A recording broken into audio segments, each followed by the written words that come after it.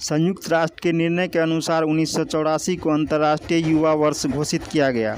इसके महत्व पर विचार करते हुए भारत सरकार ने घोषणा की कि 1984 से 12 जनवरी यानी स्वामी विवेकानंद की जन्म जयंती को दिन राष्ट्रीय युवा दिवस के रूप में मनाया जाएगा। वस्तुतः स्वामी विवेकानंद वह विश्वव्यापी विचार है जिसे सिर्फ न भारत अपितु विश्व के युवाओं ने भी स्वीकार किया है। नर सेवा नारायण सेवा का मंत्र देने वाले स्वामी विवेकानंद की आज 160वीं जयंती है। उन्होंने 39 वर्ष 5 माह और 22 दिन का जीवन जिया, लेकिन उनके संसार से जाने के लगभग 120 वर्ष बाद भी न सिर्फ भारत बल्कि विश्व उन्हें प्रेरणा के रूप में याद कर रहा है। भारतीय आत्मा को अक्षुण्ण रखते हुए सार्वभौमिक विचारों को संवाद स्वामी जी की प्रमुख विशेषता रही।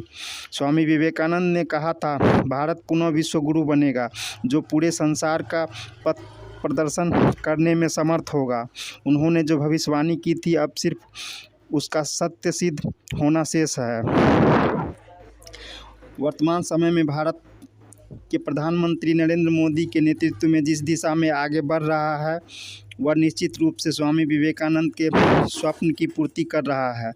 15 अगस्त 2022 को स्वतंत्रता दिवस पर प्रधानमंत्री मोदी द्वारा दिए गए भाषण में अमृत काल के 5 संकल्पों को हम स्वामी विवेकानंद के विचारों और प्रेरणा से भी जोड़कर देख सकते हैं।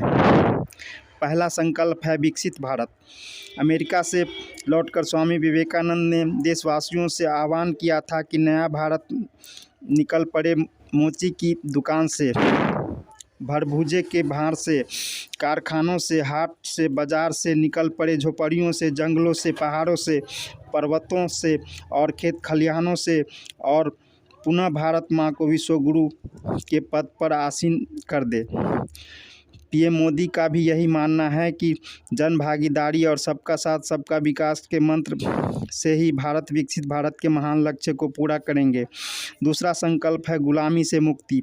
1897 में स्वामी विवेकानंद से किसी ने पूछा कि स्वामी जी मेरा धर्म क्या है।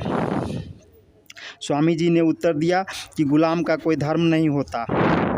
अगले 50 वर्षों तक सिर्फ भारत को गुलामी से आज़ाद कराना ही तुम्हारा धर्म है। स्वामी जी कहा करते थे कि हम वह है जो हमारे सोच ने बनाया है, इसलिए इस बात का ध्यान रखिए कि आप क्या सोचते हैं। शब्द गौण है, विचार रहते हैं, वे दूर तक यात्रा करते हैं, अर्थात अपने मन मस्तिष्क में गुलामी का कोई भी विचार न रहने दे।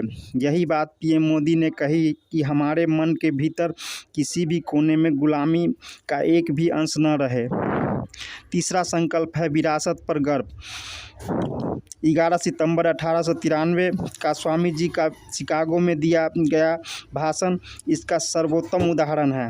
जब भारत गुलामी की जंजीरों में जकड़ा हुआ था तब स्वामी विवेकानंद ने भारत की प्राचीन सभ्यता, संस्कृति, विरासत, अध्यात्म और वैभवशाली इतिहास के बारे में विदेशी धरती पर गर्व के साथ बताया। उसके बाद पुनः भारत को मान सम्मान मिला। गुलामी के कारण जो हीनता का भाव भारतीयों में आया था वह खत्म हुआ, मानो किसी नए सवेरे ने जन्म लिया। विश्व विजय की इस यात्रा से सभी भारतवासियों में ऊर्जा का एक नई लहर दौड़ी और भारत फिर से परम वैभव को प्राप्त करने की दिशा में अग्रसर हुआ। यही बात प्रधानमंत्री नरेंद्र मोदी भी कहते हैं कि हमें अपनी सामर्थ्य पर पूरा भरोसा होना चाहिए। हमें अपने देश की समृद्ध विरासत पर गर्व होना चाहिए, क्योंकि इसी विरासत ने भारत को कभी स्वर्ण काल दिया था। चौथा संकल्प है एकता और एकजुटता। एकता और एकजुटता पर स्वामी जी का विश्व को संदेश था कि जल्द ही हर धर्म की पताका पर लिखा हो, विवाद नहीं सहायता, विनाश नहीं संवाद, मत विरोध नहीं समन्वय और शांति। आज आतंकवाद के विरोध मोदी का भी विश्व को यही संदेश है। स्वामी विवेकानंद ने देशवासियों से कहा था कि इस बात पर गर्व करो कि तुम एक भारतीय हो और अभिमान के साथ यह घोषणा करो कि हम भारतीय हैं और प्रत्येक भारतीय हमारा भाई है।